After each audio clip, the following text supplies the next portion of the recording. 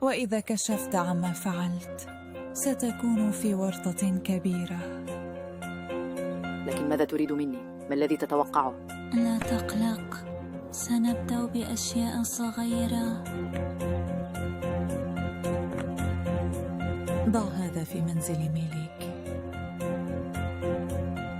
ما هذا؟ حسناً، إنه جهاز، ولكن كن حذراً. ضعه حيث لا يمكن لأحد أن يراه، لذا ستحتاج إلى أن تكون ماهراً جداً،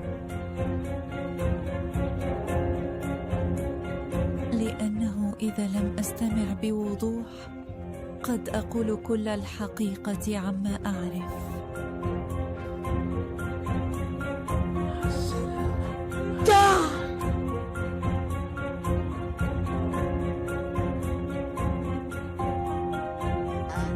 هل وصل الجميع بالفعل؟ كن هادئا، لديهم أخبار جيدة. من الجيد أنكم وصلتم. تفضلوا بالدخول، كنا قلقين جدا عليكم. هل الطفلة المصابة هي إليف؟ ما اللي حدث؟ هل تمكنتم من رؤيتها؟ أكانت إليف؟ تكلمي. مالك؟ ماذا يحدث؟ أخبرنا. وصلنا إلى المستشفى، أخبرونا أن الفتاة تعرضت لحادث وللأسف ماتت، لكنها هادئة، لم تكن هي بل كانت شخصا آخر. لا يمكن أن يكون هذا يا إنجريد. السادة يريدون الشونغ. يبدو أن حفيدتي ليست على ما يرام.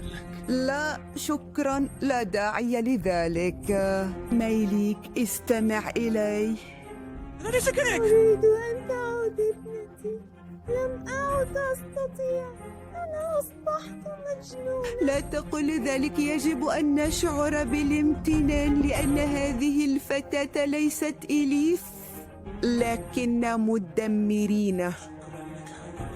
حيثما توجد الحياة توجد الأمل. إليف تعيش؟ نعم، كل شيء على ما يرام. أعلم أنك لست حرا، مع ذلك لا نعرف إذا كانت الدعوة التالية من المستشفى ستكون عنها. نحن غير متأكدين من أي شيء. كيف أعيش مع هذا الخوف؟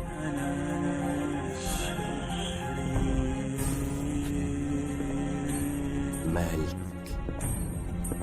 استمع إلي. لن يحدث له شيء سيء، العلامة ستعود. أريدك أن تمسح دموعك. نعم، يجب أن تكون قوياً. لا أظن أن إليف تحب رؤيتك تعاني، أليس كذلك؟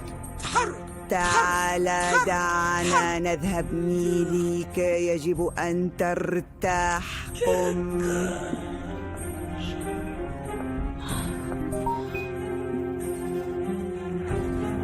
ما اللي يحدث ميلك؟ كنتم في يوم من الأيام تعيشون في ملك. ابنتك معي، لا تتصل بالشرطة، أنا أحذرك. انتظر رسالتي التالية.